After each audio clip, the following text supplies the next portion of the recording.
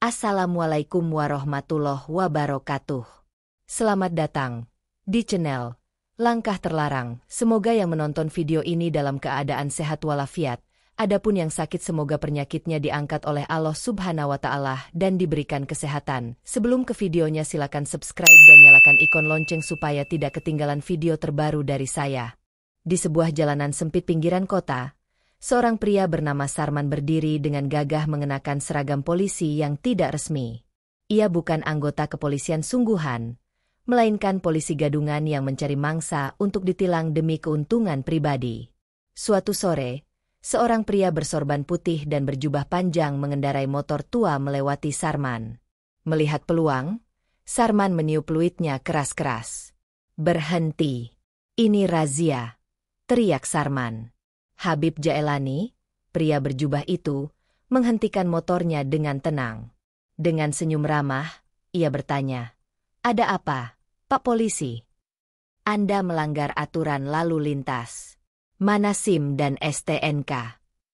Habib Jaelani merogoh sakunya, lalu menyerahkan dokumen yang diminta. Sarman melihatnya dengan kecewa, karena semuanya lengkap. Namun, niat buruknya tetap membara. "Ban motor Anda terlalu gundul. Ini berbahaya. Saya harus menilang Anda." Habib tersenyum dan berkata, "Pak Polisi, saya rasa ini tidak benar. Kalau saya memang bersalah, biar Allah yang menghukum saya. Tapi kalau Anda yang bersalah..." Sarman tertawa sinis. "Saya polisi, mana mungkin saya salah?"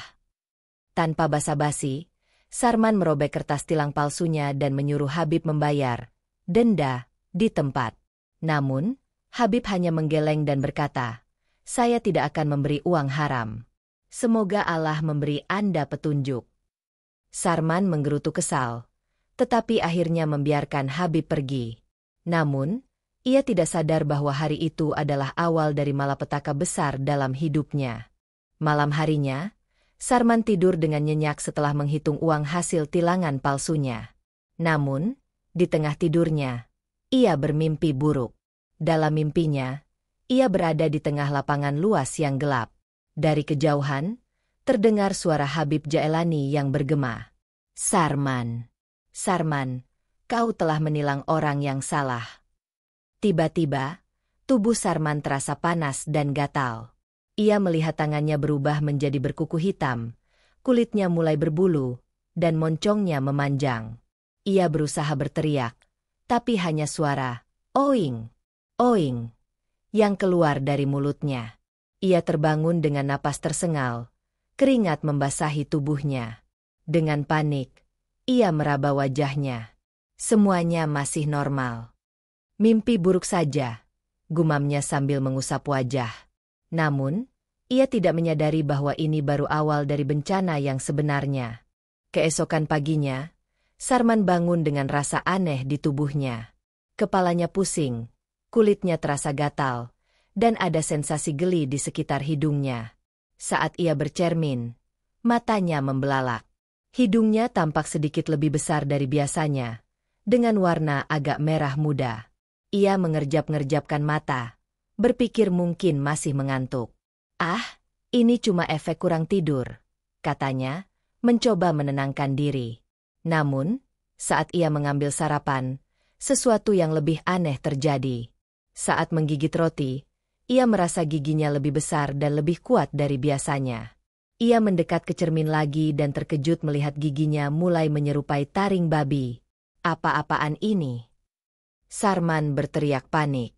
Dalam kebingungan, ia mencoba mencuci muka dan kembali ke tempat tidur, berharap semua ini hanya halusinasi. Namun, saat ia melepas kaosnya, ia melihat bulu-bulu kasar mulai tumbuh di dadanya. Tangan dan kakinya pun mulai terasa lebih pendek dan gemuk. "Tidak, ini pasti kutukan." Sarman mulai menangis. Ia teringat kata-kata Habib Jaelani, "Kalau saya memang bersalah, biar Allah yang menghukum saya. Tapi kalau Anda yang bersalah..." Sarman terhuyung mundur. Jangan-jangan ini azab. Sarman berlari ke kamar mandi, menggosok wajahnya dengan sabun dan air. Namun, Semakin ia menggosok, semakin jelas perubahan di wajahnya. Hidungnya makin membesar, telinganya memanjang, dan bulu-bulu kasar terus tumbuh. "Tidak, ini tidak mungkin," jeritnya. Ia meraih ponselnya, hendak menelepon temannya, Parjo, yang sesama polisi gadungan. Namun, saat Parjo mengangkat panggilan, suaranya terdengar bingung. "Halo? Siapa ini?" "Parjo, ini aku, Sarman," jawabnya panik. Parjo tertawa. "Halah, jangan bercanda. Suaramu kayak suara babi." Sarman terdiam. Ia menutup telepon dan berlari ke kaca lagi. Suaranya memang berubah. Ada dengusan aneh di sela-sela ucapannya. Seketika, ia sadar bahwa waktu terus berjalan, dan ia semakin kehilangan wujud manusianya. Sadar bahwa ia tak bisa kembali begitu saja, Sarman mulai mencari cara untuk menghentikan kutukan ini. Ia teringat dengan berbagai cerita mistis tentang orang-orang yang dikutuk dan mencari cara untuk menebus dosa mereka. Ia pergi ke seorang dukun terkenal di pinggiran kota, berharap ada obat penawar. Setelah melewati jalan setapak yang sunyi dan gelap, ia akhirnya tiba di sebuah rumah tua dengan bau dupa yang menusuk hidung. Seorang pria tua bertelanjang dada dengan tatapan tajam menatapnya. "Masuklah," katanya dengan suara berat. Sarman duduk di lantai, tangannya gemetar. "Tolong, saya kena kutukan. Saya ingin kembali menjadi manusia." Dukun itu mengamati tubuhnya yang mulai menyerupai babi. Ia menggeleng pelan. "Kutukan ini bukan dari dunia manusia. Tidak ada ramuan atau mantra yang bisa menyembuhkanmu. Satu-satunya cara adalah menebus kesalahanmu." Sarman menelan ludah. "Bagaimana caranya?" Dukun itu mengambil segenggam beras dan menaburkannya ke udara. "Kau harus meminta maaf kepada orang yang kau zalimi. Hanya dia yang bisa melepaskanmu dari azab ini." Mendengar itu, Sarman merasa tubuhnya semakin berat. Ia sadar bahwa satu-satunya harapan hanyalah menemui Habib Jaelani. Tapi bagaimana mungkin seorang pria yang kini hampir menjadi babi bisa meminta maaf kepada seorang ulama? Dengan hati yang semakin gelisah, Sarman bangkit dan berjalan pergi, bertekad mencari cara untuk menemui Habib meskipun tubuhnya terus berubah. Setelah mendapatkan petunjuk dari dukun, Sarman memutuskan untuk mencari Habib Jaelani. Namun, perjalanannya tidak mudah. Tubuhnya yang semakin menyerupai babi membuatnya sulit bergerak di tengah masyarakat. Orang-orang yang melihatnya langsung menjerit ketakutan, mengira ada babi hutan berkeliaran di kota. Ia harus bersembunyi di ganggang sempit dan mencari jalan tersembunyi agar tidak menarik perhatian.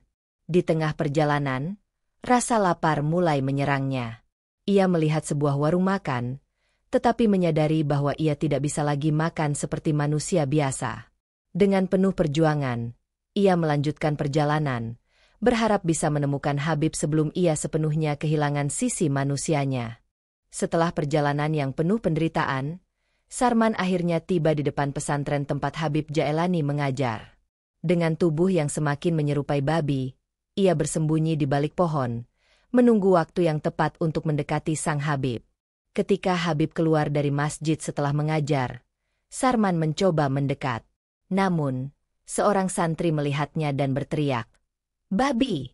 Babi hutan masuk pesantren!" Santri-santri lain segera mengambil tongkat dan batu, siap mengusirnya. Sarman panik. Ia ingin berteriak dan menjelaskan, tetapi suara yang keluar hanyalah dengusan babi. Ia berusaha menulis di tanah dengan cakarnya, tetapi tangannya sudah terlalu gemuk dan tak bisa menggenggam apapun.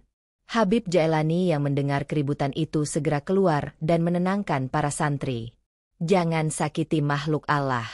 Biarkan ia mendekat." Sarman dengan hati-hati berjalan mendekat, lalu menunduk di hadapan Habib.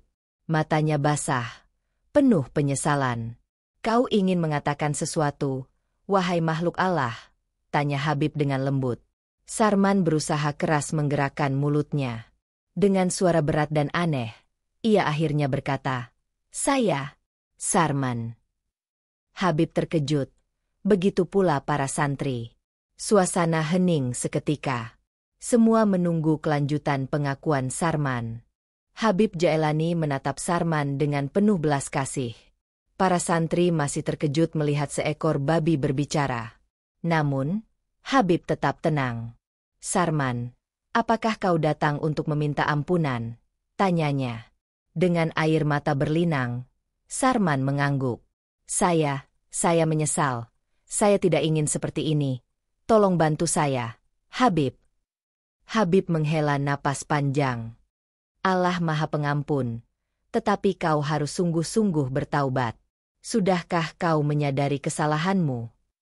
"Sudah, Habib. Saya sudah sadar. Saya salah telah menipu banyak orang. Saya salah telah memanfaatkan seragam untuk kepentingan pribadi. Saya mohon, bantu saya kembali menjadi manusia." Para santri saling pandang. Sebagian masih ragu, tetapi Habib tetap tersenyum lembut. "Baiklah, jika kau benar-benar ingin bertobat, kau harus melakukan amalan yang berat. Kau harus membersihkan hatimu dan menebus semua kesalahan yang telah kau lakukan." Sarman mengangguk penuh harapan. Ia siap melakukan apapun demi kembali menjadi manusia. Habib Jaelani memberikan tugas kepada Sarman. "Kau harus berbuat baik kepada orang-orang yang telah kau sakiti. Namun, dalam kondisimu sekarang, itu akan lebih sulit. Kau harus menunjukkan ketulusanmu." Sarman, dengan tubuh babinya, mulai menjalankan tugasnya. Ia membantu membersihkan masjid dengan moncongnya, membawa air dengan ember yang diikatkan di punggungnya, dan bahkan membantu santri-santri kecil belajar mengaji dengan duduk diam di samping mereka sebagai pendengar setia.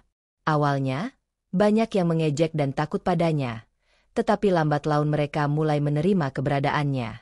Mereka melihat kesungguhannya dalam menebus dosa. Hari demi hari berlalu, dan Sarman mulai merasakan kedamaian dalam hatinya. Namun, ujian terakhirnya adalah yang paling berat. Habib meminta Sarman untuk menemui orang-orang yang pernah ia tilang dan meminta maaf kepada mereka. Dengan berat hati, Sarman mendatangi rumah-rumah orang yang pernah ia tipu. Setiap kali ia muncul di depan pintu, orang-orang ketakutan. Namun, setelah mendengar suara beratnya yang penuh penyesalan, mereka mulai memahami apa yang terjadi. Sebagian memaafkannya dengan tulus, tetapi ada juga yang masih marah. Sarman menerima semuanya dengan ikhlas. Ia tahu bahwa tidak semua kesalahan bisa ditebus dengan mudah. Setelah menyelesaikan tugas-tugasnya, Sarman kembali ke pesantren dan sujud di hadapan Habib Jaelani. "Saya sudah melakukan semuanya. Habib, saya telah meminta maaf dan berbuat baik. Apakah saya bisa kembali menjadi manusia?" Habib tersenyum. "Hanya Allah yang menentukan. Mari kita berdoa bersama." Habib dan para santri mengangkat tangan, berdoa dengan khusyuk. Sarman menutup matanya, berharap keajaiban terjadi. Perlahan, tubuhnya mulai bergetar. Bulu-bulu kasarnya mulai rontok, moncongnya mengecil, dan tubuhnya kembali ke bentuk manusia. Sarman terjatuh ke tanah, mengenakan pakaian compang-camping, tetapi dengan tubuh manusia yang utuh. Ia menangis bahagia dan bersujud. "Terima kasih, Habib. Terima kasih, Allah. Saya berjanji akan menjalani hidup yang lebih baik." Habib tersenyum. "Ingat, Sarman, jangan pernah kembali ke jalan yang salah. Jika tidak, mungkin kau tidak akan mendapat kesempatan kedua." Sarman mengangguk dengan penuh tekad. Sejak hari itu, ia meninggalkan kehidupan lamanya dan menjadi seorang yang taat serta rendah hati. Ia tidak lagi menjadi polisi gadungan, tetapi menjadi manusia yang sesungguhnya.